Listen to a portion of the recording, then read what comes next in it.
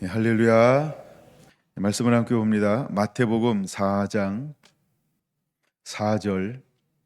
예수께서 대답하여 이르시되 기록되었으되 사람이 떡으로만 살 것이 아니요 하나님의 입으로부터 나오는 모든 말씀으로 살 것이라 하였느니라 하시니.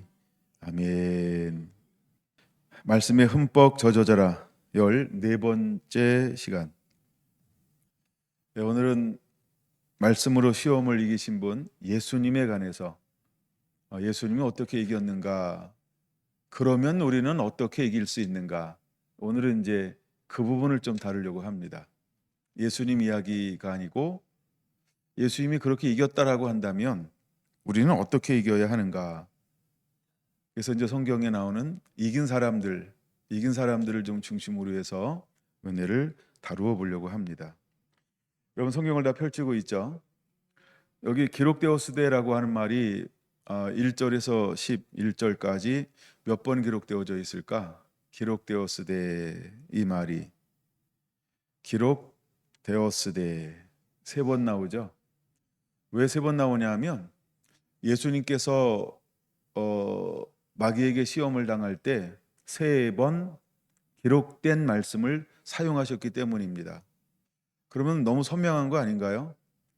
예수님도 시험을 당할 때 기록되었으되, 계시가 아니에요. 깨달은 거 아니고요. 내가 은혜 받은 거 아니에요. 무엇으로 마귀를 대항하고 마귀와 싸웠을까요? 기록되었으되. 그럼 기록되었다라고 하는 것은 뭐죠? 모세오경, 시가서, 역사서, 구약을 말하는 거죠. 왜 우리가 말씀에 젖어져야 할까? 왜 우리가 말씀에 익숙해져야 할까? 그리고 왜 말씀을 깨달아야 할까? 여러분, 우리도 시험 당할 때 예수님이 시험을 보이셨죠? 이미 길을 닦아 놓으셨죠? 그러니까 예수님이 이렇게 말하는 거예요. 나도 기록된 말씀으로 사탄을 대항했어. 그리고 사탄을 이겼지. 야, 너희도 계시가 없다고? 은사가 없다고? 은혜가 없다고? 은혜가 없다고? 깨달은 게 없다고? 변명이야. 여러분, 예수님이 무엇으로 이겼다고요? 기록되었으되. 모세오경, 시가서, 역사서. 왜 말씀을 읽어야 하는지를 분명해져야 하고, 그래서 우리는 말씀 읽고 때로는 암송하고, 그렇죠? 때로는 깊이 자꾸 내 걸로 만드는, 익숙하게 되는 말씀, 친밀해지는 말씀, 그래서 생각나는 말씀, 자꾸 말씀이 그렇게 되어야 합니다. 예수님도 다른 것 가지고 하지 않았죠. 이제 이 본문을 자꾸 읽으면 뭔가 자꾸 보여요. 저는 그게 보이더라고요. 기록되었으되, 그런 다음에 하시는 말씀이 뭐냐 하면 이에. 물론 저 이에라는 말은 한 번 나옵니다만, 이에 마귀가 예수를 딴 데로 가요. 즉 하나 끝나고 또 다른 곳으로 가요. 그러면 기록되었으되, 이 말이 마귀는 어떻게 했다는 거예요? 그렇죠. 더 이상 두 번, 세 번, 네 번 무엇으로 하지 않았어요? 돌로 떡덩이 만들어 봐. 아이씨, 필요 없어. 야, 돌로 떡덩이나 만들어. 이렇게 하지 않았다는 거예요. 마귀가요. 마귀가 기록된 말씀을 사용하니까요. 찡찡거리지 않아요. 미적거리지 않아요. 변명하지 않고요. 핑계대지 않고요. 아주 아싸라게 물러가요. 두 번 다시 똑같은 것 가지고, 그렇죠? 아이, 됐어. 그냥 이 돌덩이 가지고 떡이나 만들어. 아이, 됐다니까. 아이, 저돌로 만들어 봐. 이렇게 예수님을 한 가지를 가지고 뭐예요? 이렇게 미적거리지 않았다는 거예요. 여러분, 우리가 말씀을 사용하세요. 아마 우리가 아는 사람들 중에서 말씀을 사용한 사람 중에 가장 대단한 사람이 누굴까라는 생각을 한번 해봤는데, 저는 조지 물러가 아닐까 이런 생각을 조심스럽게 해봐요. 조지 물러는 몇 번 기도응답을 받은 비밀을 가진 사람일까요? 이미 번역을 그렇게 했기 때문에 우린 다 알잖아요. 5만 번 기도 응답의 비밀. 몇 번 응답받았다고요? 무엇으로 응답받았을까요? 기록되었으되. 그는요, 어떤 문제가 딱 생기잖아요. 사람과 연하지 않았대요. 사람에게 바라보지 않았대요. 사람에게 청구하지 않았대요. 여보게 날 좀 도와주게. 시장님 날 좀 도와주세요. 국회의원님 날 도와주세요. 그렇죠? 부자여 날 좀 도와주세요. 사람에게 청구하지 않았다는 거예요. 근데 우리는 어때요? 한 번 도움 받아오면, 두 번 도움 받아오면 저 사람은 여유가 있나 봐. 아니야, 저 사람은 내가 앵기면 도와줄 수 있어. 뭐 이용할 수도 있고. 근데 조지 물론 철저하게 어떻게 했다고요? 사람하고는 한 개도, 아예 내가 필요한 걸 뭔지 사람에게 얘기 자체를 안 했다는 거예요. 뭐만 했어요? 말씀만 읽었대요. 그리고 말씀에서 이거다, 붙잡는 말씀이 딱 생길 때까지, 그리고 그 말씀을 붙잡고 그 다음에 뭐 하기 시작하는 거예요? 하나님께 기도하는 거예요. 이 말씀을 이루실 하나님을 찬양합니다. 이렇게 하실 하나님을 찬양합니다. 내가 지금 이게 이렇게 하시는 하나님 영광 받으옵소서. 너무 멋있는 거예요. 5만 번 기도응답의 비밀이요. 제가 옛날에 하다가 중지했어요. 뭐냐면 뻔한 기도 하자고 그랬는데 너무 뻔해서 뻔뻔스럽게 뻔하게 하자고 그랬더니 그렇게 효용이 잘 안 되더라고요. 어쨌든 하여간 지금은 뻔한 기도를 뻔뻔스럽게도 안 합니다. 근데 그 기도가 굉장히 멋있는 기도의 시작이거든요. 기도하는 법을 그냥 배우는 거예요. 근데 이제 우리가 초점이 요술방망이에 둬서 그래요. 요술방망이에 우리가 문제를 두는 경우가 굉장히 많이 있어요. 우리가 하나님을 더 바라보고 하나님을 더 신뢰하고 하나님께도 나가야 되는데, 어쩌면 우리는 가끔은 하나님을 요술방망이처럼 그렇게 취급하려고 하는 경향이 없지 않아 있기 때문에 그런 거죠. 하나님을 구하기보다는 하나님의 음성을 구하는 것, 겉보기에는 비슷해 보여요. 하나님을 구하기보다 하나님의 음성을 구하는 것, 무슨 차이가 있을까요? 하나님을 구하는 것, 하나님의 음성을 구하는 것, 어떤 차이가 있을까요? 여러분 어떤 거 할래요? 둘 중에 하나 하라 그러면 하나님을 구하실래요? 하나님의 음성을 구하실래요? 1번이다. 2번이다. 그러니까 뭐 둘 중에 하나 고르신 분들이 더 아주 겸손하신 분이고 지혜로우신 분입니다. 아무것도 안 하신 분들은 그냥 짜가예요. 둘 중에 하나 고르라고 했는데 난 가만히 있는다 그랬으니까. 자, 우리가 진짜 구하는 건 하나님이 아니라는 사실이 아닐 수 있다. 내 상황을 해결해 줄 하나님. 어쩌면 우리가 그럴 수 있다는 거예요. 내 상황이 해결되어진 게 목적이지, 지금 이 문제의 답을 주실 하나님, 그쵸? 결국 하나님의 도우심이 필요한 거지 하나님이 필요한 건 아니라는 거예요. 나는 하나님의 도우심이 필요로 한 거지 하나님이 필요한 건 아니라는 거예요. 이해가 되시나요? 이스라엘의 역사를 보면 하나님이 주변 나라들을 통해 이스라엘을 다루셨어요. 그들이 하나님 말씀에 순종하고 경외할 때 평안함을 주었어요. 하지만 하나님을 떠나 우상 숭배할 때 주변 민족들이 쳐들어왔을 때 고통을 주었어요. 그때 그들은 어떻게 반응했을까요?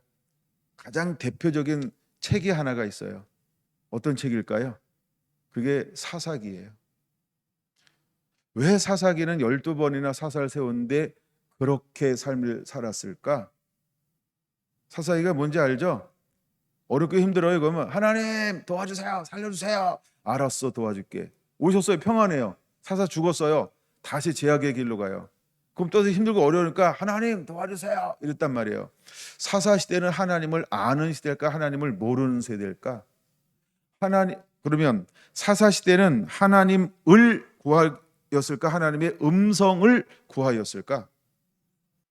우리가 그럴 수 있다는 거예요. 우리가 기도하잖아요. 근데 기도가 뭐예요? 하나님 자신이 아닐 수 있어요.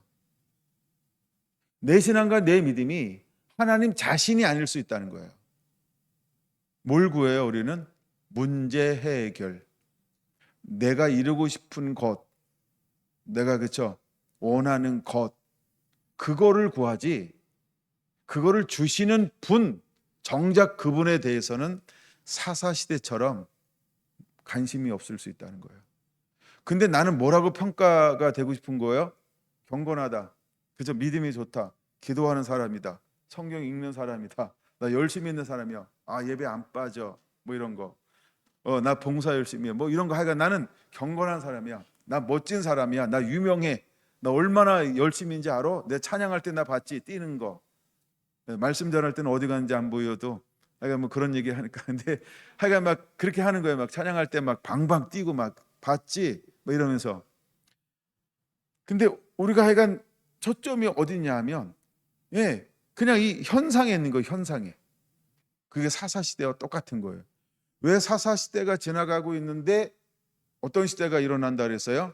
다른 세대. 다른 세대의 특징이 뭐라고요? 하나님을 모르는 거예요. 하나님 자신을 모르는 거예요. 하나님이 뭘 행했는지 모르는 거예요. 하나님도 모르고 하나님께서 어떤 일을 행한 것도 모르는 세대가 다른 세대라는 거예요. 오늘날 교회 많아요. 여러분들도 다 교회잖아요. 고린도전서 3장 16절, 17절, 18절 여러분 교회라고 말합니다. 하나님을 구하는 건가요? 하나님 손을 구하는 걸까요? 하나님은 새우깡이 아닙니다. 손이 가요, 손이 가. 우리는 하나님을 향하여 손을 내밀면 맞지 않게 나의 손을 잡아줘야만 그쵸? 하나님이 계신 거고 내가 손을 내밀었는데 내 손을 안 잡아주잖아요. 그러면 나는 버림받은 거예요. 그래서 하나님을 향하여 뭐라고 얘기해요? 물론 하나님께 대놓고 얘기하지 않고 옆에 앉아서 얘기해죠. 야, 나 상처 받았다 막. 응? 크게 받았다 막. 응? 이럴 수 있냐? 야, 내가 50년이다 50년. 막 이러면서 막 지금 누구한테 하고 싶은 얘기인데 옆에 친구한테 하고 있어요? 왜 그런 거 왜? 그쵸? 내 손 안 잡아줬다고. 그러니까 우리는 하나님을 향하여 손 잡는 걸 원하지 하나님 자신을 추구하지 않을 수 있다는 거예요. 예수님의 이 시험 속에서 우리는 그것을 발견해 볼 수 있어야 돼요. 예수님은 우리와 똑같아요.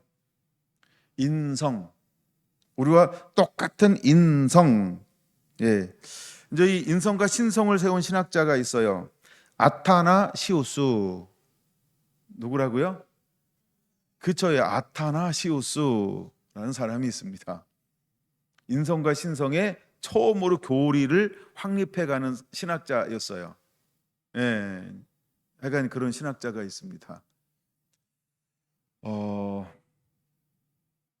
그래서 이제 우리는 인성과 신성을 구분하기 시작을 하는 거죠. 하나님이면서도 인간, 인간이면서도 하나님이셨던 예수님, 그리고 이 땅에 오셔서는 신성을 사용하지 않고 온전히 인성만 사용하신 분. 이게 제가 이제 신학교 때 배웠던 아주 기초입니다. 뭐 기초가 가장 중요한 거죠. 어떻게 이걸 하느냐가 이제 중요한 거니까. 그래서 예수님이 전적으로 우리와 똑같은 성정, 육신을 가지고 계신 분인 것을 보여주고 있는 장면이 이 장면이에요. 마태복음 4장 1절에서 11절. 그러니까 이건 굉장히 중요한 거죠. 근데 예수님도 그런 시험을 당할 때 보세요. 지금 성령에 이끌린 건 맞아요. 근데 40일 동안 금식할 때 성령을 뭐 하셨어요? 옆에 이렇게 있었다는 거예요. 일부러 이렇게 표현을 한번 해보는 거예요. 그냥 성령님은 뒷짐짓고 그냥 지켜보는 거야. 누구를? 예수님을. 그렇죠? 아무것도 안 도와줘요. 성령님이 금식하는데 하나님 모르게 살짝 뭐 흘려보냈을까? 그냥 성령님은 뒷짐지고 가만히 있는 거 이렇게 아니면 팔짱 끼고 그냥 예수님을 가만히 바라보는 거지 예수님이 도와주는 게 아니라는 거예요. 함께 하는 거지 그땐 도와주는 게 아니라는 거예요. 근데 우리는 가끔 오해하고 착각할 때가 있어요. 왜 안 도와줘요? 왜? 내가 굶는 게 그렇게 좋아요? 하실 수 있잖아요. 도울 수 있잖아요. 근데 왜 아무것도 안 해요? 괜히 누구한테 성내고 있어요? 성내지 않아도 되는데 누구한테 성낼 수 있어요? 성령님께. 함께하는 게 인식되잖아요. 함께하는 게 보이잖아요. 함께 느껴지잖아요. 함께 하시잖아요. 근데 내가 이렇게 배고픈데, 내가 힘든데, 내가 고난 가운데 있는데 성령님은 나를 향해서 뭘 할까요? 아무것도 안 하셔. 아무것도 안 하셔. 왜 성령님은 아무것도 하지 않으실 건가요? 못 하시는 걸까요? 성령님도 누구에 의해서 움직이셔야 될까요? 그렇죠. 아버지, 성부. 근데 성부 하나님이 무엇을 명했을까요? 너는 그냥 함께만 있고 아무것도 하지 마. 그럼 성령님은 누구에 의하여 움직이시는 분일까요? 성부 하나님이요. 그러니까 지금 성부 하나님이 예수님께도 어떤 명령을 주지 않아요. 어떤 말씀도 하지 않아요. 마찬가지로 예수님에게도, 성자 예수에게도 어떤 말씀도 행하지 않아요. 그럼 이땐 어떻게 하는 걸까요? 그렇죠? 내가 가진 모든, 이제 이게 끌어모으는 게, 끌어모아, 영끌이라고 아시죠? 영끌 다 끌어모아야 돼. 끌어모아서 내가 가지고 있는 그 말씀으로, 그렇죠? 이거를 헤쳐나가는 시즌이 필요한 거예요. 왜 이 시즌이 필요할까요? 벌써 네 번째 걸 왔어요. 왜 그게 필요할까요?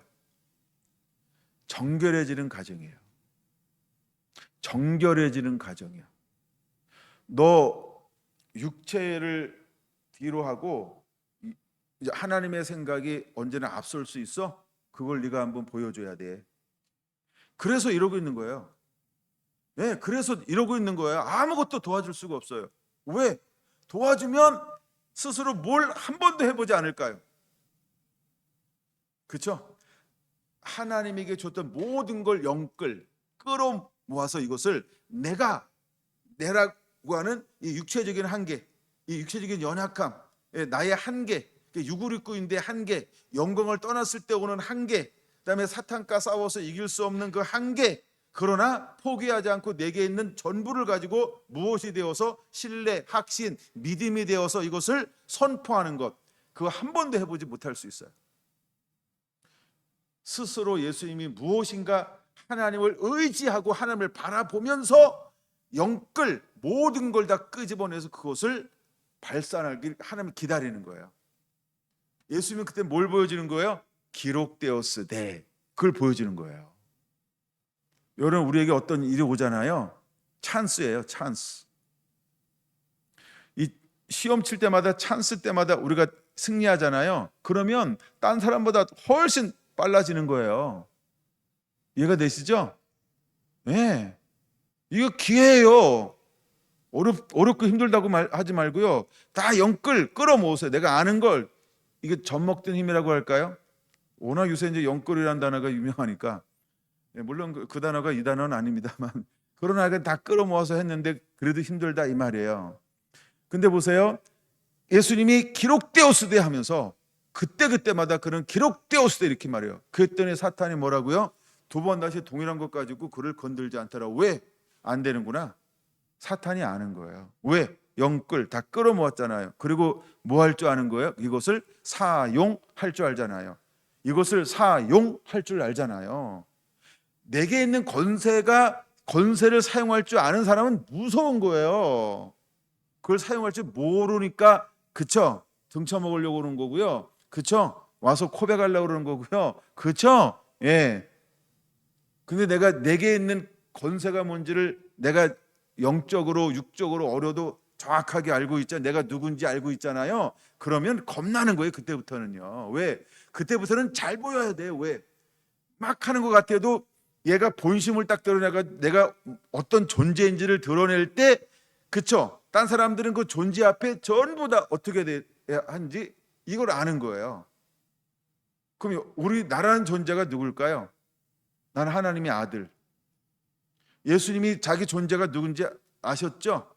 난 하나님의 아들, 나는 하나님의 본체. 빌립보서 2장 굉장히 중요한 거죠. 나는 하나님의 본체시나, 그렇죠? 하나님과 동등됨을 취할 것으로 여기지 아니하시고 종의 몸을 입고 이 땅에 오사. 여기까지 이제 정확하게 예수님 아시잖아요. 그렇죠? 근데 시험을 할수록 전부 끌어모아서 예수는 내가 해야 하는 영역을 해냄으로 인해서 그 다음부터 누가 일하도록 만들었을까요? 옆에 계신 성령님이 일하고 날 보내신, 그쵸? 하나님이 일하게 만드는 것. 이것이 시험이 왔을 때 말씀으로 시험을 이겨내는 말씀에 젖어진 사람들의 삶이라는 거예요. 이 생각을 가지고 여러분 우주로 한번 나가볼게요. 우주. 그러니까 아는 말씀으로 확장해 보자는 거예요. 제가 이제 잘 이용하는 거예요. 의인들은 예수님과 똑같은 원리를 가지고 자기가 있는 걸 가지고 발산시킨 거죠. 영끌 끌어모아서 발산시켰죠. 노아, 그를 건들 수 없는 거예요. 왜? 그는 자기가 하는 말씀을 전부를 끌어모아서 그걸 가지고 살잖아요. 집행하잖아요. 행동하잖아요. 그 말씀을 가지고 살아내잖아요. 그러니까 할 수가 없는 거예요, 사탄이. 모세 할 수 없어요. 아브라함 할 수가 없는 거예요. 그렇게 사니까. 이삭 할 수가 없어요. 야곱 할 수가 없어요. 왜? 내가 하는 말씀을 가지고 삶을 살아내잖아. 그러니까 사탄이 시험하러 왔다가 그를 넘어뜨릴 수가 없는 거예요.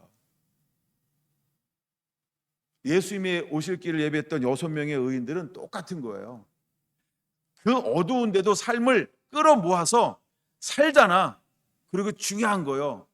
그럼에도 불구하고, 즉 몸이 늙었음에도 불구하고 기도를 쉬지 않았다. 그럼 그 안에는 어떤 믿음이 있었던 거예요? 그렇죠? 하나님은 없는 것을 부르시는 하나님인 것을 아브라함처럼 믿는 거예요. 그냥 우리는 아브라함의 후손이다. 그 후손이면 아브라함의 영적 DNA도 우리에게 뭔가 이렇게 따라오지 않았을까? 그대는 한 번도 그것을 드러낸 적이 없을지도 몰라. 그게 뭐예요?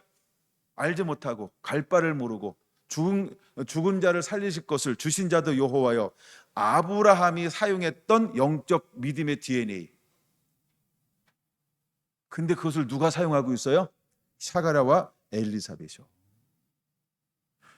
죽은 것 같음을 알고도, 그렇죠? 와, 그런 기도를 포기하지 않았다는 거예요. 그러니까 끌어모으는 거예요. 그랬더니 사탄이 그를 이길 수가 없는 거예요. 사탄이 가장 두려워할 존재가 누굴까요? 말씀으로, 그렇죠? 이기는 말씀을 사용해서 끌어모아서 그것을 집행, 선포, 사용하는 사람을 사탄은 어떻게 할 수가 없어요. 그래서 기록되었다가 3번 보이더라고요. 그런 다음에 사탄이, 아니면 사탄 8절 마귀가 또 이렇게 나와서, 마귀는 뭐라고 이야기하나요? 그렇죠? 예, 마귀가 또 다른 걸로 연거푸했지만 마귀는 예수님을 이길 수가 없었던 거예요. 그러면 우리가 어떤 사람이 되어야 할까? 하나님의 말씀을 끌어낸 사람이 되어야 한다라고 하는 겁니다. 그럼 여러분은 하나님을 원하시나요? 하나님의 음성을 듣기를 원하시나요? 그렇죠? 우리는 가끔 너무나 하나님의 음성이 없어요 이러고서 우리 하나님 자신을 추구하지 않고 하나님의 손을, 어떤 이런 거, 은사나 음성이나 능력이나 어쩌면 이런 거, 즉 내가 원하는 것이 이루어져야만 마치 하나님이 나와 함께 하시고 도우시고 돌보시고 자비하고 긍휼하고 은혜롭고 반석이고 요새시고 돕는 자고, 이렇게 생각할 수가 있어요. 내가 믿고 싶은 대로 믿는데 이게 종이 한 장 차이라 이게 잘 모르는 거예요. 여러분은 무엇을 추구하는 자가 되어야 할까? 사탄은 예수님을 이렇게 시험한 거예요. 초점을, 그쵸? 하나님 자신이 아닌 현상으로 바꿔버리려고 했단 말이에요. 현상이 나쁜 게 아니에요. 현상이 있어야 되는 거 맞아요. 근데 이 우선순위를 사탄은 뭐 하고 싶은 거예요? 바꿔놓고 싶은 거예요. 야, 너는 현상이 더 현상, 그쵸? 돌로 떡을 만들어. 이게 현상이잖아요. 야, 뛰어내려. 받을 거야. 이게 현상이잖아요. 야, 천하만물을 보여주면서 야, 너한테 다 줄게. 그냥 나한테 한번 절만 한번 해면 돼. 절. 아, 고개 까딱하는 게 뭐? 야, 90도도 난 바라지 않아. 그냥 까딱만 해, 나한테 까딱만 해. 예? 그럼 내가 다 줄게. 요 현상을 딱 원하는 거예요. 너무 교묘하지 않아요? 그 너무 어떻게 보면 굉장히 예수에게는 쉬운 걸 우리는 식은 죽 먹기라고 표현하니까, 그렇죠? 아주 이건 쉬운 거예요. 유혹과 시험은 이렇게 우리를 찾아올 겁니다. 근데 예수님이 그것에 대해서 반응하지 않을 수 있었던 이유는 딱 한 가지밖에 없어요. 그게 뭘까요? 기록되었으되라고 하는 말씀을 알고 있었는데, 그 아는 말씀이 뭐예요? 내가 사용한 거예요. 그러니까 우리는 말씀을 읽었다, 암송했다, 들었다, 그것 가지고 안 돼요. 그냥 삶의 현장에서 뭐예요? 말씀이 무엇인지를 내가 삶을 살아 보여야 돼요. 그러면 이길 수 있어요. 그래서 어쩌면 우리의 가는 싸움은 무슨 싸움이라고 표현할 수 있냐면 생각의 싸움이다, 이렇게 볼 수 있어요. 생각의 싸움이다. 사탄은 우리에게 가장 많은 걸 할 때 뭘로 우리를 유혹할까요? 예를 들어 예수를 파는 사람이 있었어요. 누가 팔까요? 가롯 유다가. 가롯 유다가 왜 예수님을 팔까요? 사탄이 와서 뭘 하는 거예요? 가롯 유다에게.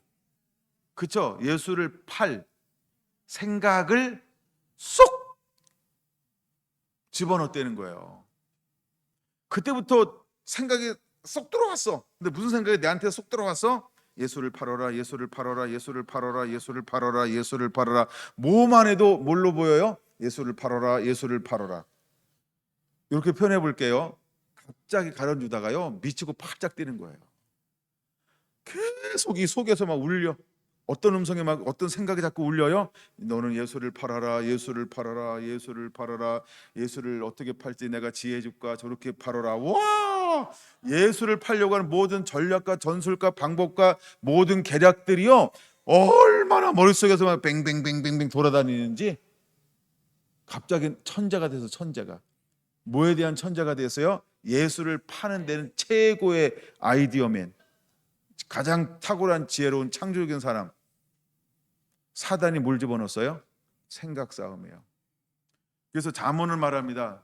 뭘 지키라고 표현하고 있나요? 무릇 지킬 만한 그 무엇보다도 마음은 뭘까요? 싱크예요. 그렇죠? 생각을 말하는 거예요. 마음을 지키는 거예요. 생각. 이건 아주 다른 표현입니다만, 몸은 줄 수 있어도 몸은 안 뺏긴다. 마음은. 그래서 마음이 그렇게 중요한 거예요. 지금 예수님에게 다가오는 시험은 그런 시험이었다라는 거죠. 마귀가 뭘 뺏으려고 했을까요? 예수님의 마음이요. 마음은 중심이에요. 중심은 전부예요. 근데 반대로 하나님이 쓰시는 사람들의 공통점이 뭐라고요? 마음 약해서 그 사람은 안 써요, 하나님이. 그렇죠? 왜냐하면 잡지 못하니까. 아는 분만 웃는 거예요. 네, 웃고 싶을 때 웃어야 되는데. 네. 그렇죠? 그러니까 충성된 사람을 하나님은 찾으신단 말이에요. 근데 마음이 약해. 마음이 하나님께 안 잡혀 있어. 그러니까 하나님께서 어떻게 해요? 그를 쓸 수가 없는 거예요. 이제 이런 사람들을 쭉 제가 나름대로 찾아봤어요. 되게 긴데, 근데 핵심을 먼저 얘기한 거예요. 이거 거꾸로 해가지고. 첫째, 아담과 하와였어요. 처음에는 충성했어요. 그러나 만나지 않아야 될 사람과 계속 만났어요. 시편 1편. 그렇죠? 악인의 길을 따르지 아니하며 오만한 자와 함께하지 아니하며, 그래야 되는데 뭐 했어요? 죄인의 길에 섰어요. 이미 타락한 존재잖아요. 버림받았잖아요. 근데 죄가 매일 교제, 매일 교제. 근데 하나님이 어떻게 했어요? 아무것도 할 수가 없었어요. 아는데. 그렇죠? 그럼 왜 하나님이 이렇게 있을까? 하나님이 이렇게 있을 때 아담은 뭘 하는 시즌일까요? 그렇죠? 영끌이요. 내가 하나님께 은혜 받았던 모든 걸 다 끄집어 모아서 어떻게 해야 돼요? 하나님께 베팅해야 되잖아요. 근데 아담과 하와는 뭘 못한 거예요? 영끌을 못한 거예요. 하나님이 내가 아는 모든 걸 끌어모아서 사탄을 향해서 어떻게 얘기해야만 됐어요? 교제 단절. 더 이상 멈췄어야만 된다는 말이에요. 근데 그는 뭘 못한 거예요? 그렇죠? 멈추지 못했어요. 매일 그랑 교제하는 거예요. 하나님과도 교제하고 사탄과도 교제하고 매일 그는 교제한 거예요. 그리고 계속 이상한 소리를 듣는 거예요. 그때는 마음이 어떻게 했다고요? 마음 약해서. 자꾸 마음이 약해지는 거예요. 마음이 흩어지기 시작하는 거예요. 죄인과 교제할수록 내 안에 어떤 게 자꾸 들어올까요? 오만한 자와 함께 교제할 때 내 안에 어떤 게 자꾸 들어올까요? 그렇죠? 결국 충성됨이 무너지는 거예요. 생각이 무너지고 마음이 무너졌어요. 우리가 마음이 무너지고 생각이 무너지면요, 그때부터 뚜껑 열리는 거예요. 이거를 급발진이라 그래요. 급발진. 자동차만 급발진 있는 게 아니고요. 우리 이 몸통에 다 급발진을 가지고 있어요. 막 급발진. 여러분 급발진할 때 아무도 못 말리죠. 그쵸? 이성을 잃어버려가지고 막 짐승이 돼가지고 그냥 막 들이받기만 하면 좋게 막 오만 가지가 막 날라다니고 날라만 다니면 좋게요. 그쵸? 그냥 막 다 막 급발진이 얼마나 무서운지 몰라요. 그 급발진이 원인은 어디로부터 와요? 손으로부터 오나요? 손끝으로부터 오나요? 발로부터 오나요? 주둥으로부터 오나요? 아니에요. 마음이 무너지는 거예요. 마음속에 딴 생각이 훅 들어와 버리는 거예요. 마음에 자존심, 자존감, 나라는 거 막 이런 거 그렇죠? 한꺼번에 막 자기 중심이 확 차가지고 뚜껑 열려 이게. 그래서 아담과 하와가 어떻게 했냐면 뵈는 게 없어졌죠. 그래서 보고 싶어서 볼 수 있다고 하니까 그렇죠? 보암직하고 먹음직하고 죄롭게 할 만큼 하니까 내가 저거 먹고 날 치료해야 되겠다. 정신 좀 차려야겠다. 그럴듯한 생각처럼 보여요. 결국 자꾸 생각이 어디로 갔어요? 그쵸? 하나님 영끌 다 했는데 그쵸? 법이 바뀌었대. 참 이 나라에서 청년으로 살아간다는 게 그렇게 힘들지만 청년만 힘들까요? 중년인 우리들도 노년인 여러분들도 힘든 거예요. 이제 다 힘들어. 예. 근데 결국 아담과 하와가 무엇을 하지 않았냐면 하나님하고 있었던 내게 그쵸 말씀했던 그쵸 하나님이 가라사대 이걸 사단에게 강하고 담대하게 선포하지 못했어요. 보세요. 저는 이게 너무 은혜 받고 나서 참 감사한 게 그거예요. 창세기 4장 7절인데요. 가인에게 하나님께서 뭐라고 말씀하시는지 알죠? 너는 그렇죠. 참 그럼 다시 죄가 너를 원하나 너는 죄를 다스리라. 그러니까 죄를 다스릴 수 있는 존재고 다스릴 수 있는 은혜가 임했고 다스릴 수 있도록 선포된 말씀이 있다는 거예요. 선택할 수 있다는 거예요. 근데 가인은 뭘 하지 않았어요? 그렇죠? 나 홀로 있는 그 타임에 그렇죠? 영끌하지 않은 거예요. 그리고 타협해 버렸어요. 이번은 내가 하고 싶은 대로 한번 해볼게요. 내가 지금까지 하나님이 원하는 대로 다 했는데 이번만큼은 내가 하고 싶은 대로 한번 해보고 싶어요. 이걸 우리는 간땡이가 부었다 이렇게 표현할 수도 있습니다. 생각이 잘못된 생각이 한 번만 딱 들어오잖아요.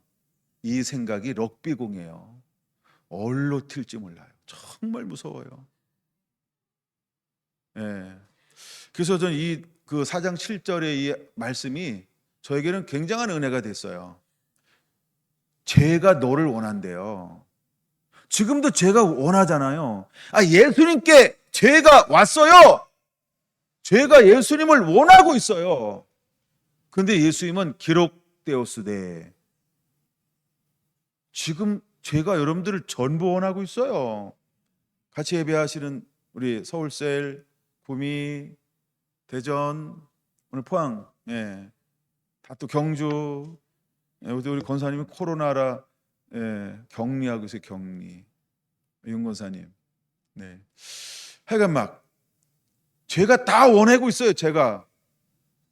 근데 가인을 향하여 뭐라고 하나님이 선포하신다고요? 너는 죄를 다스릴 수 있었잖아.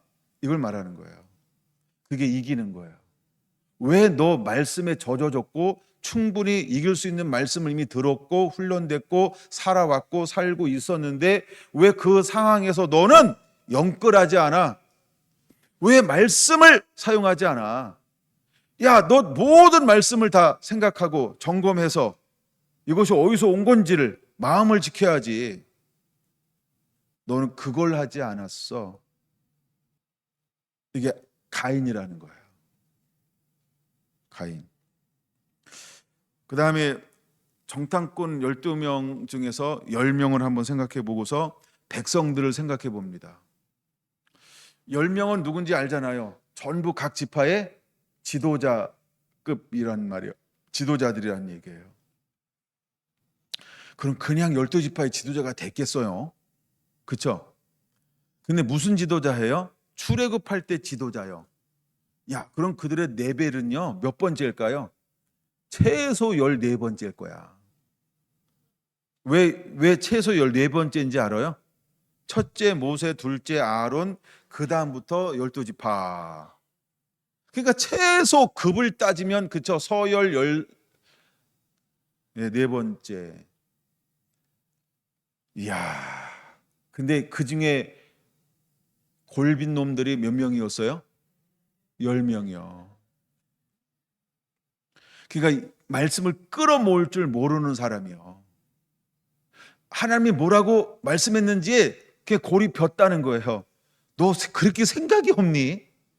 야, 너 하나님께서 그렇게 많이 보여줬는데 너 본 것도 없어? 너 눈이 뺐냐? 막 이러잖아요. 그러니까 골빈 인간이죠. 아니, 그렇게 하나님께서 보여줬는데 그 10명은 뭘 하고 있어요, 지금? 하나님의 말씀을요, 또 붙잡는 게 없어요. 그리고 그들은 입만 열으면 뭐예요? 입만 열으면 이걸 입만 살았다 이러는 거예요. 입만 열면 뭐래요? 내 자녀는 두 번째다. 내 아내는 처자 이렇게 나와요. 성경에 보면 자처가 아니고요. 처자. 그러니까 첫 번째 처, 두 번째. 그러니까 집에서 바가지 긁지 마세요. 얼마나 남편들이 고민하면 하나님보다 아내 말 먼저 들어요.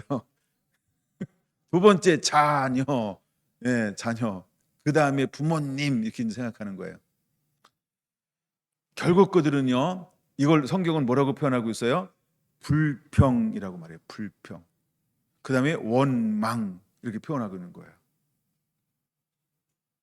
그리고 나서 불평과 원망이 뭘 만들어내요? 낙심, 낙담, 낙심, 마음을요 스스로 떨어뜨려요.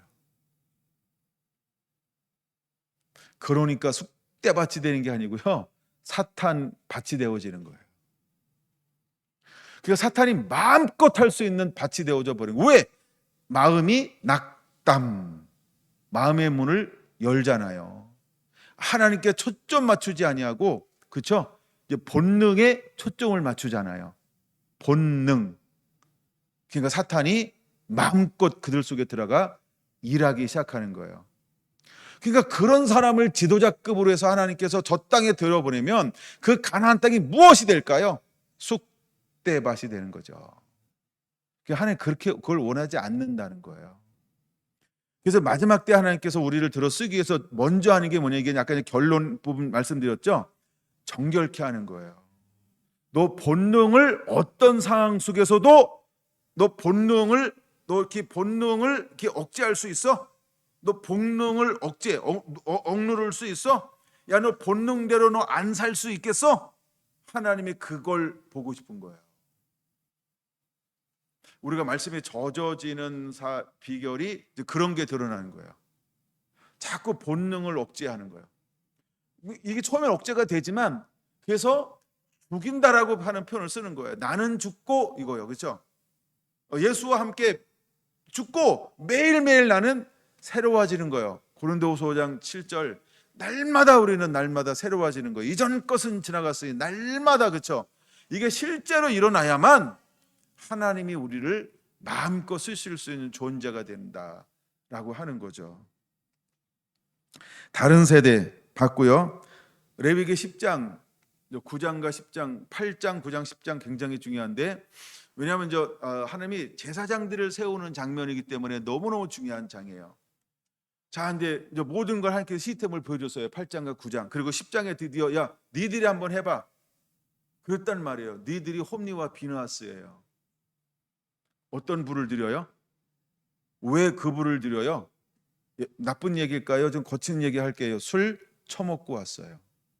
누가? 예배를 인도해야 될 제사장들이.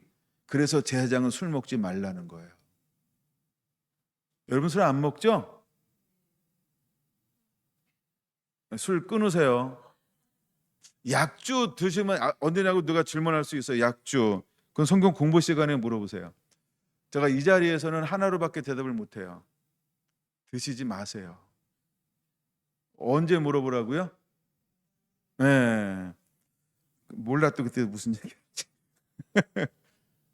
그래서 그들이 실패했던 이유가 뭐냐 하면 술을 취함이에요. 그래서 10장의 그 이후에는 술 먹지 말아라.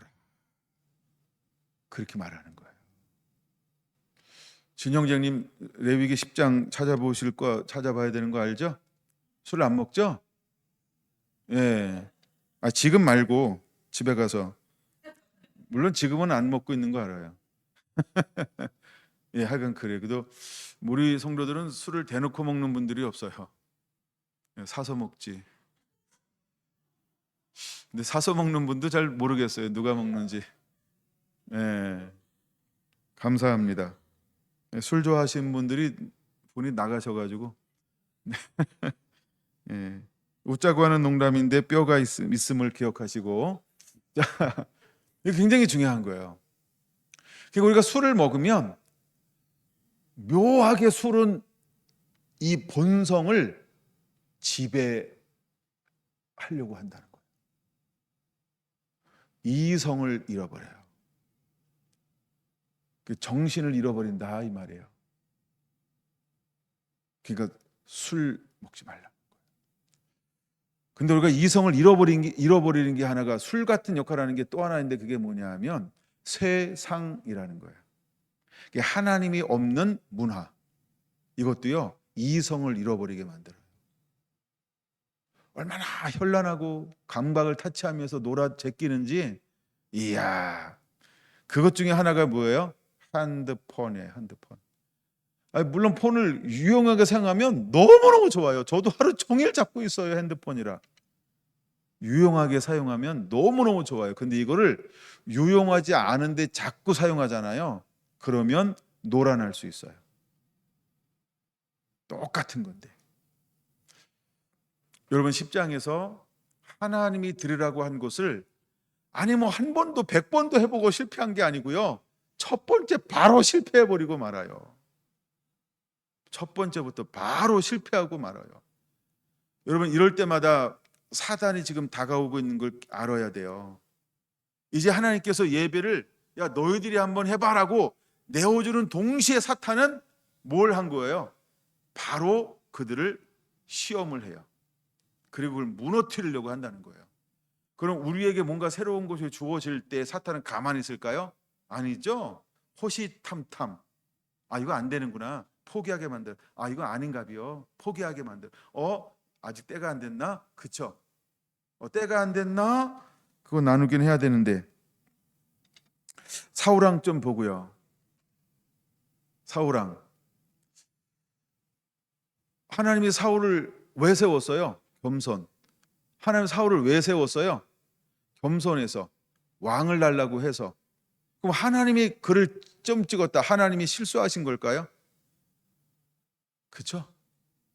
근데 사울은 그럴 때마다 뭘 선택하던가요? 사무엘상 13장 15장 두 번이 이제 기록되어져 있어요. 13장에서 뭘 선택하는 거예요? 블레셋과의 전쟁할 때 그런 불순종하는 거예요. 아니 조금만 기다리면 되잖아요. 근데 군대들이 움직이는 거 본 거예요. 또 나의 군대가 흩어지는 것을 본 거예요. 갑자기 중심이 어디로 변했어요? 하나님을 신뢰해야 될 왕이 갑자기 누가 하고 싶어진 거예요. 이게 갑자기 누구의 문제가 되어 버린 것처럼 느껴지는 거예요. 내가 해야 되네, 내 문제네. 거기 누가 없어졌어요? 하나님은 보이지 않았어요. 그럼 나를 왕으로 세우신 분은 누굴까요? 내가 왕 되고 싶어 했었나요? 막 사울이 그렇죠? 선거 운동했나요? 여러분이야, 나를 왕으로 세워주시냐? 뭐 이러면 내가 블레셋에서 여러분을 보호하겠 믿습니까? 그때 막 와! 동네 사람들, 이웃집 사람들은 그 이웃 사람을 응원하기 때문에 하나님이 세우셨잖아요. 근데 왜 갑자기 그 자리에 서면 그 마음이 될까? 유지하고 싶은 거? 그게 뭐예요? 본능이 드러난다는 거예요. 내가라고 하는 거예요. 그게 굉장히 위험한 거예요. 내가 요것만큼은 내가 절대적으로 요건 내가 이렇게 있는 것만큼 어쨌든 그게 굉장한 마이너스가 될 거예요. 그게 사울 왕입니다. 두 번째 블레셋에 이제 아말렉에 다 죽이라 했단 말이에요. 다 죽이라. 근데 치사하게 초점을 어디로 돌려요? 백성이 장로들이 이렇게 돌리잖아요. 그렇죠? 좋은 것은 그렇죠? 나머지는 다 죽였사오니 왕만 남겨놓고 다 죽였사옵니다. 저 소리가 무슨 소리냐? 백성들이 하나님께 예배하고자 해서 봤더니 저 너무 좋아. 그래서 살려두었나이다. 하나님의 뜻이었을까요? 그렇죠? 지금 사울이 뭘 모르는 거예요? 하나님이 뭐라고 말씀했는지와 내가 어떻게 행동하는지에 대한 이 차이점을 안 보이는 거예요. 왜 갑자기 우둔해졌을까요? 왜 갑자기 감각이 이렇게 무뎌졌을까요? 교만이라는 거예요. 사단의 시험이 온다는 거예요. 그래서 우리는 내가 하나님의 기뻐하는 일을 할 때 반드시 모든 차원의 시험이 온다. 그러니까 처음 그대로 해. 처음 그대로. 자꾸 생각을 바꾸지 말고 생각을 늘리도 많고 더도 말고 덜도 말고 그냥 그렇게. 내가 자꾸 뭘 덧대려고 하다 보면 그쵸? 되게 이상해져요. 사단은 자꾸 뭘 이렇게 그쵸? 생각을 막 복잡하게 만들어. 복잡하게. 생각이 복잡해지는 동시에 멈추는 법을 알아야 돼요. 여러분 어때요? 그때 멈추나요? 아니면 내가 오라. 거봐 내 생각이 옳지. 거봐 시간 지나면 알 거야 내가 옳은 걸 막 이러고 그쵸? 막 그러고 있진 않을까요? 여러분 우리가 생각을 멈추는 법. 사울왕은 좋은 걸로 하나님을 예배하면 너무너무 하나님이 기뻐할 거라고 하는 자기 생각을 하기 시작했어요. 그래서 하나님 말하잖아요. 22절, 15장 22절, 23절. 야, 순종이 하나님 말씀을 듣는 것이 그쵸? 수양의 기름보다 우린 가끔요 자기를 합당하게 여길 수 있어요. 그 다음에 합리화를 시키려고 할 수 있어요. 야, 내가 틀린 거냐? 야, 내가 잘못된 거냐? 야, 내가 지금 엉뚱한 생각 품고 있는 거냐? 이런 식으로 막 하면서요. 무엇이 잘못됐는지를 왜? 너무 종이 한 장 차이라. 근데도 하나님은 사울왕을 어떻게 했을까요? 그렇죠? 하나님의 말씀 그대로 행하지 않은 것을 묻고 있다는 거예요. 그럼 왜 사울은 버림받았을까요? 하나님이 하신 말씀 그대로를 청종하지 않았다는 거예요. 즉 말씀을 버린 거예요. 가인이요? 말씀을 버린 거예요. 예, 정탐꾼들이요 말씀을 버린 거예요. 아간 안 나눴죠? 아간요 탐욕 말씀을 버린 거예요. 다 드리라. 아이 또 다 드리라 랄랄랄라 이렇게 아직도 안 떠났잖아 이 음성이. 근데 첫 번째 전투에서 그걸 보는 동시에 그렇죠 탐욕이 일어나서 그걸 숨겼단 말이에요. 우리가 말씀에 임박이지 않고 우리가 말씀에 충분히 젖어지지 않으면 나답과 아비후처럼 하나님이 원하는 예배가 아닌 평상시 했던 습관적 그렇죠 내 루틴의 삶을 살아낸다는 거예요. 아니 그건 어제까지는 괜찮았어요. 그렇죠? 어제까지는 근데 지금은 안 되는 걸 가볍게 여겼다. 말씀에 젖어지지 않아서 그런 거예요. 말씀에 젖어지지 않아서.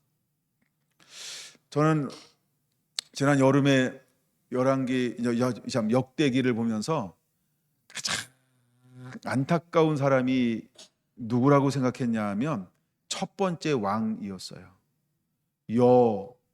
여로보암. 북이스라엘의 왕의 첫 번째 왕이 됐던 여로보암. 저는 그 부분을 이번에도 말씀 주면서 다시 한번 읽어보면서 진짜 하나님 이렇게 기가 막힌 축복을 줄 수 있을까? 그러면서 오는 게 비통함이에요. 여로보암이 아니 하나님 이렇게 다윗에게 줬던 축복을 또 받은 사람이 성경에 누가 있어요? 그렇죠? 근데 그런 축복이 이게 얼마나 대단한지도 모르고 야 이게 그냥 가자마자 자기 힘과 능으로 모든 걸 다 가짜로 바꿔버리고 말씀 근간을 완전히 막 다 변개해가지고 그럴듯하게 해가지고 거짓 제사장들을 삼고 절기를 바꾸고 그죠 우상의 신당들을 세우고 그죠 버러지 우상으로 금송아지 우상 만들고 거기다가 절하게 만들고 가장 안타까운 사람 우리가 그럴 수 있어요. 언제 하나님의 말씀을 깃털처럼 여길 때 하나님의 말씀을 가볍게 여길 때 그럴 수 있다는 거예요. 그리고 사실은 이제 제가 말씀을 주면서 시간을 제일 많이 할애하고 있는 게 이 부분이에요. 에스라 1장 한번 찾아볼래요. 이건 시간을 많이 할애했으니까 조금 제가 할애를 좀 하고 싶어요. 에스라 제가 머릿속에 정리한 걸로 한번 나눠볼게요. 일단 1장 1절에서 5절입니다. 야, 그들이요 드디어 포로에서 돌아오는 거예요. 어떻게 돌아와요? 1절 감동시켰어요. 그렇죠? 자, 말씀을 이루게 하시려고 지금 하나님께서 왜 움직이는 거예요? 그렇죠. 예레미야 입을 통하여 하신 말씀을 이루게 하시려고 하나님이 움직여요. 그리고 누가 5천 명 가까이 100 몇 명 모자라는 이제 5천 명이 5만 명이 올라와요. 근데 그들이 올라오는 이유가 어디 있을까요? 세 번이나 연거푸 말씀하십니다. 일단 5절 보세요. 5절 이에 누가 올라가는 거예요? 그 마음이 하나님께 감동을 받고 올라가서 예루살렘에 여호와의 성전을 건축하고자 하는 자가 다 일어나니 5만 명이었더라. 그러니까 두 단어를 본 거예요. 먼저 마음의 감동을 받았어요. 마음의 감동을 받았다니까요. 우리가 마음을 다하여 섬겨야 되는 것처럼 마음의 감동 받았어요. 그럼 끝난 거지 뭐. 마음에 막 하고 싶은 자원하는 마음으로 막 그쵸? 나 열정 있는 인간이야. 막 할 수 있어. 무슨 소리야. 막 아직 안 했으니까 뭐 하는 소리 다 했어요. 그쵸? 이랬던 사람이라는 거예요. 그 다음에 두 번째 그들은 뭐에 대해서 그렇게 마음이 뜨거웠어요? 다시 보세요. 여호와의 성전을 건축하고자 하는 자가 자원하는 마음이잖아요. 그들의 목적이 뭐예요? 성전 건축이요. 그 마음으로 지금 올라온 거예요. 누가? 5만 명이요. 이 단어가 세 번 나오는 거예요. 2절 마지막 부분 나에게 명령하사 유다 예루살렘의 성전을 건축하라. 3절 올라가서 이스라엘의 하나님 여호와의 성전을 건축하라. 그리고 이제 원하는 자가 다 일어났단 말이에요. 근데 그들이 왜 성전을 못 건축했어요? 4장입니다. 4장. 대적이 일어납니다. 대적이. 방해가 일어납니다. 고발이 올라갑니다. 그 다음에 공식적 왕명이 내려오기 전까지 그들은 움직이지 않았습니다. 즉, 이건 법이요 이랬단 말이에요. 그럼 잘 보셔야 됩니다. 이건 굉장히 중요한 건데, 물론 나중에 시간 되면 이 부분을 좀 더 다룰 생각이 있습니다만, 그럼 이제 보세요. 어쨌든 이게 세상 법으로, 그쵸, 멈춰지게 된 것을 마치 우리는 그때는 아무것도 안 하고 가만히 있어도 되는 것처럼 몇 년 동안 있었다? 세게 얘기해야 됩니다.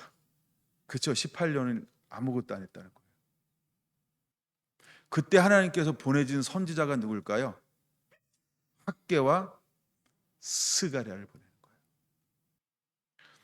그들은 사장에 대적이 일어났어요. 그 대적이 막 방해했어요. 그리고 고발했어요. 그리고 조서가 내려오기 전까지 맞아요. 못 짓는 거 맞아요. 그러니까 이스라엘 백성들은 5만 명이 올라갔는데 왜 올라갔어요? 여호와의 성전을 건축하고자 하는 뜨거운 사람들이 올라갔단 말이에요. 그 이제 일단 준비됐어. 갔어. 정착했어. 4년이 지났어. 드디어 이제 토대를 세우려고 했어. 이게 4장이야. 이게 4년 걸려요. 그 이제 토대 하려고 했어. 근데 갑자기 대적이 일어나. 고발이 일어나네. 그리고 방해가 일어났는데, 고발에 대해서 왕명했는데 하지 말아라. 아무 조서가 안 내려와. 이때 그들은 왜 올라왔다고요? 앞으로 우리에게 이런 일이 닥칠 거예요. 세상 법으로 하지 마. 아무것도 하지 마. 모이지 마. 예배하면 안 돼. 코로나 때 실제로 우리 다 왔어요. 모이지 마. 안 모였어요. 못 모였어요. 그렇죠? 예, 다양하게 실제로 이렇게 온다는 거예요. 이게 내 마음에 감동이 있어요. 감동 받았어요. 그 감동, 성령의 이끌림 받아요. 영의 이끌림 받아요. 말씀의 이끌림, 좋은 거 다 들이대. 그게 감동이란 단어예요. 두 번째, 내 마음에 뜨고 자원함이 있어. 사랑해, 넉넉해, 풍성해, 평화도 있고 할 자신도 있고 난 그걸 태어난 사람이야. 뭐 이러면서, 그렇죠? 성전 건축이요. 나의 꿈과 나의 소망은, 나의 부르심은 성전 건축이 있습니다. 이거 다 할 수 있어.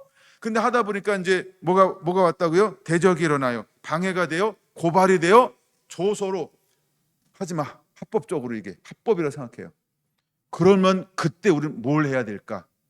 여기에 답이 있다는 거예요. 이게 앞으로 우리가 다가올 세대가 이런 세대가 올 거예요. 갑자기 이 말씀을 묵상하는데 그게 보이기 시작했어요. 그래서 제가 오늘 하루 종일 학계를 시간만 있을 때 들었어요. 학계 읽고, 학계가 몇 장인지 알죠? 학계는요 짧습니다. 학계라고. 야, 근데 갑자기 학계가 이렇게 막 재밌어졌어요. 학계로 갑니다. 학습 말이니까 학계로 갔더니 너무 재밌어요. 학계요. 이제 하나님께서 그를 보내서 뭐라고 이야기하는가? 물론 이제 학계가 2장밖에 되지 않지만요. 만군의 여호와가라는 말이 15번이나 기록되어져 있어요. 그게 어떤 시대인지를 보여주는 거죠. 만군의 여호와를 사용할 때. 근데 9절 먼저 보죠. 9절. 너희가 많은 것을 바랐으나 도리어 적었고, 너희가 그것을 집으로 가져갔으나 내가 불어 버렸느니라. 나 만군의 여호와가 말하노라. 이것이 무슨 까닭이냐? 내 집은 항폐하였으되 너희는 각각 자기의 집을 짓기 위하여 빨랐음이라. 그럼 성전을 건축하지 않느냐? 물론 합법적으로. 그 동안에 이들은 18년 동안 어떤 삶을 살았다는 거예요? 예? 예? 아니, 그런 단어를 쓰면 이게 한마디로 이해가 안 되니까요. 한마디로 거지 같은 삶을 사는 거예요. 다 폐허야. 아무것도 없어. 왜 올라온 거야? 70년 동안 항폐했던 땅인데 올라와서 처음에 뭘 했어요? 성전을 지어야 저가 꿀은 땅으로 회복이 되어지는데, 아니 성전 건축됐어요? 안 됐어요? 안 됐어요. 그건 자기 집을 이렇게 뭔가 만들긴 했어요. 근데 실제로 하나님이 그 땅을 어떻게 했을까? 6절 보세요. 6절 시작. 너희가 많이 뿌릴지라도 수확이 적으며 거지저모, 먹을지라도 배부르지 못하며 거지저모, 마실지라도 거지저모, 입어도 상그지죠. 그 다음에 일꾼의 싹을 받아도 그것을 구멍 뚫어진 전대에 넣음이 되느니라. 거지 같은 삶을 사는 거야. 거지 같은 삶이야. 일부러 표현한 겁니다. 도전받고요, 막히. 여러분을 돋구는 겁니다. 돋구는 거. 의분을 올라오라고. 18년 동안이요. 차라리 어디서 쓰면 좋을까 이렇게 생각했을까요? 그죠, 바벨론. 그죠? 예. 네. 저 땅 안 올 걸 이렇게 후회할 정도로 막 처참한 삶을 사는 거 사실은 18년 동안이요. 1년도 아니고 2년도 아니고 그다음에 요셉 때처럼 7년도 아니고 몇 년이요? 아주 그냥 세게 하려니까, 그렇죠? 예. 그다음에 그게 9절입니다. 너희가 많은 것을 바랐으나 도리어, 그렇지, 누구나가 다 많은 걸 바래 우리는. 예. 그다음에 너희가 그것을 집으로 가져갔으나, 내가 그 집으로 가져간 게 얼마나 가져갔을까요? 근데 그것마저도 어떻게 했다고요? 하나님이요? 불어버렸다 이 말은 뭐예요? 그렇죠? 다 날아가게 만들고, 다 썩게 만들고, 다 지가 먹게 만들고, 다 흩어지게 만들고, 그렇죠? 예, 항폐하게 만들고. 하나님이 일부러 그랬을까요? 이유와 원인이 있어요. 근데 이제 나중에 이거 엄청난 비밀이에요.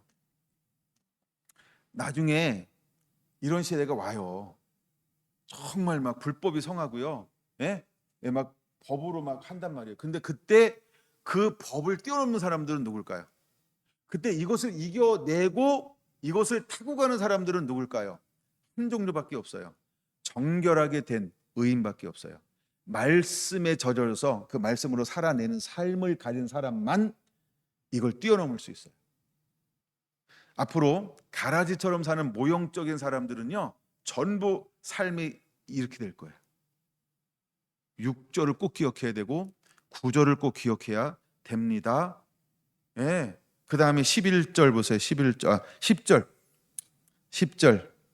그러므로 너희로 말미암아 하늘은 이슬을 그쳤대요. 땅은 산물을 그쳤대요. 그러니까 그리처럼 사는 거예요. 그 다음에 내가 이 땅과 산과 곡물과 세포도주와 기름과 땅의 모든 소산과 사람과 가축과 손으로 수고하는 모든 일에 한재, 기근이라고 적어놓으면 돼요. 한재를 들게 하였느니라. 가뭄에 가뭄. 가뭄이 들은 거예요. 왜 이것이 지금 이스라엘 땅에 오는 거예요? 성전 건축하러 올라왔잖아. 먼저 하나님의 집을 지어야 되잖아. 근데 지금 왜 못 지어요? 이유야 되지, 그렇죠? 지으려고 했지. 근데 누가 방해했어. 근데 누가 고발하더라. 근데 누가 왕에게 조서를 올렸어. 근데 총독이 왕이 명령을 내전까지는 손 하나 까딱하지 마. 돌 위에 돌 하나 놓으면 너 법을 어긴 거야. 벌금 3천만 원. 막 이러잖아요, 그렇죠? 예. 너 2개 얹으면 벌금 또 3천만 원이야. 그럼 또 6천만 원이 학계가. 또 돌 하나 올리면 또 3천만 원이야. 여러분, 벌금 3번만 맞으면 누가 할래요? 한 번 맞을 것도, 한 번 맞으면 거덜나죠? 되게 무서운 거예요. 그러니까 아무도 성전을 건축하려고, 그렇죠, 시도조차 안 하는 거예요. 그리고 이때 이제 굉장히 재미난 단어인데요. 이걸 이스라엘 사람들은 뭐라고 생각했을까? 주님의 일인데, 이렇게 하자. 하나님의 일인데 하나님이 알아서 하시겠지. 아이고, 어른하시겠어. 하나님의 때가 되면 하나님이 다 알아서 하시지. 우린 그때까지 기다려야 되는 거야. 너무 그럴듯해. 우리 그런 말 들어봤어요? 못 들어봤어요? 여러분도 그런 말 해봤어요? 안 해봤어요? 그거 봐요, 그렇죠? 거기다 전과자가 너무 친근해. 나도 전과자니까.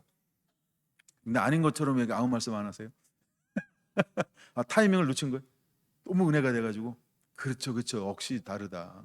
너무 은혜가 돼가지고 이런 때가 올 거란 말이에요. 그때 우리는 어떻게 해야 될까요? 그러면 왜 하나님이 학개를 보내고 스가랴를 보낼까요? 학개에서 스가야 되니까. 왜 하나님이 학개를 보내고 스가랴를 보낼까요? 그게 제 묵상을 원하는 하나님의 저를 몰아붙이는 거예요. 그래서 어젯밤부터 계속 이걸 막 묵상했어요. 그래서 다시 막 학개 읽고 스가랴 읽고. 스가랴는 길어. 근데 스가랴는 제껴 일단은 그 학개 먼저 학개 2장밖에 안 되더라고. 막 학개, 와, 그 학개 가지고 공부하기 시작하잖아요. 이거 한 수개월 나올 것 같아요. 2장인데 너무너무 멋있는 주제였어요. 근데 이게 앞으로를 돌파할 수 있는 이 구멍, 햇빛, 이게 왜 지구가 무너져도 솟아날 구멍이 있다. 그 구멍, 그걸 찾을 수 있는 거예요. 그 구멍이 보이더라고요. 희망의 구멍, 소망의 구멍, 하나님이 일할 수 있는 구멍이 보이더라고요. 어디에서? 학교에서. 앞으로 이제 우리가 소크라테스 그러잖아요. 악법도 법이다. 수능하는 거 맞아요, 우리가. 그러면 수능하는 거 맞아요. 근데 수능만 하고 있는 게 아니라 주님은 우리 보고 뭘 하기 원하는 거예요? 영끌. 말씀을 전부 끌어모아서, 그럼에도 불구하고 우리가 해야 될 것은 무엇일까요? 그렇죠? 하나님이 이 땅 가운데 우리가 올라온 목적이 뭐예요? 성전 건축. 그러면 이 목적을 이룰 수 있도록 우리는 끊임없이 이 땅에서 18년 동안 잠잠하지 않고 뭘 해야만 됐어요? 내 집에 빠르고, 내 집 짓는 거 빠르고, 내가 살려고 하는 거 빠르고, 그거 하지 말고 우리는 무에도 우선순위를 둬야만 됐어요. 그렇죠? 영끌에서 하나님의 나라가, 하나님의 뜻이 이 땅에 이루어지기를 원하나이다. 주님, 무엇을 원하나요? 주님, 내가 어떻게 하기를 원할까요? 내가 앞서 가라는 게 아니에요. 나보고 하라고 하는 게 아니고요. 하나님의 뜻을 묻고 하나님 일하실 수 있도록 그분에게 침노하는 자. 전 학기에서 그게 봤어요. 그게 해 뜰 날 솟아날 수 있는 구멍이고 방법이에요. 왜 우리가 말씀에 젖어져야 하는지 여러분 점점 선명해지는 그런 은혜가 일어나게 되기를 원합니다. 자, 학기를 봤으니까 이제 하나님이 언제부터 복을 주나요? 18절 보세요. 2장 18절 시작. 너희는 오늘 이전을 기억하라. 아홉째 달 24일 곧 여호와의 성전 지대를 쌓던 날부터 기억하여 보라. 이게 이제 장막절, 초막절, 장막절 말하는 거예요. 이번 주일이 이제 장막절이잖아요. 여러분 복을 받은 대로 힘을 헤아려 자원하는 예물을 꼭 들으시기 바랍니다. 예? 빈손으로 오지 마시고, 괜히 또 난 가방 들었으니까 빈손은 아니네, 그러지 말고. 예, 네, 하여간 절기를 지킬 때 진 형제 어떻게 지키는지 아세요? 오늘 저 공부하는 시간이니까 남아서 배우고 가세요. 오늘부터 하기로 했죠? 다음 주부터인가요? 22일부터로구나. 내가 오늘부터 하고 싶었어. 나도 오늘 사실 준비하고 있었는데 내가 일주일 빨랐네. 미안해요. 예, 자유를 드리겠습니다. 자, 19절 보세요. 이제 19절. 곡식 종자가 아직도 창고에 있느냐? 포도나무, 무화과나무, 석류나무, 감람나무의 열매가 맺지 못하였느니라. 그러나, 어마어마한 그러나, 이거 좋은 그러나, 오늘부터는 내가 너희에게 복을 주리라. 자, 보세요. 성전 완공했어요? 성전 완공했어요? 그 다음에 이거 뭐 세우면 우리 막 제사 드리고 막 그런 거 있잖아, 문화에. 이거 세웠어요? 그렇죠? 아직 아무것도 하지 않았어요. 뭘 하려고 하는 날부터 하나님께서 역전시키기 시작했을까요? 그렇죠. 성전을 건축하려고 한 발을 움직일 때. 이때의 움직임은요, 실패할 수 있는 움직임일까요? 이제는 뚫고 나갈 수 있는, 돌파할 수 있는 움직임일까요? 그거예요. 그러니까 우리가 마음을 지켜야 돼요. 하나님은 동일한 걸 봐요. 충성됨. 너 할 수 있지? 네. 그거 말고 진짜 할 수 있냐? 그건 네. 근데 하나님 그걸 알아요. 그때부터 내 삶에 놀라운 변화가 일어나는 거예요. 그 전에는 어떤 삶을 살았어요? 그지 같은 삶.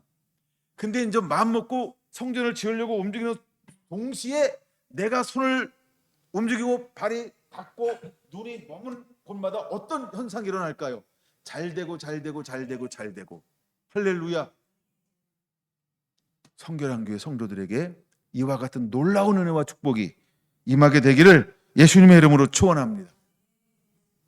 이번 초막절이, 이번 장막절이, 이번 추수감사절이 내게 복을 주신 것을 헤아려 힘을 다하여 자원한 예물을 드릴 때 여러분의 삶 가운데 이 말씀이 그대로 회복되기를 예수님의 이름으로 축원합니다.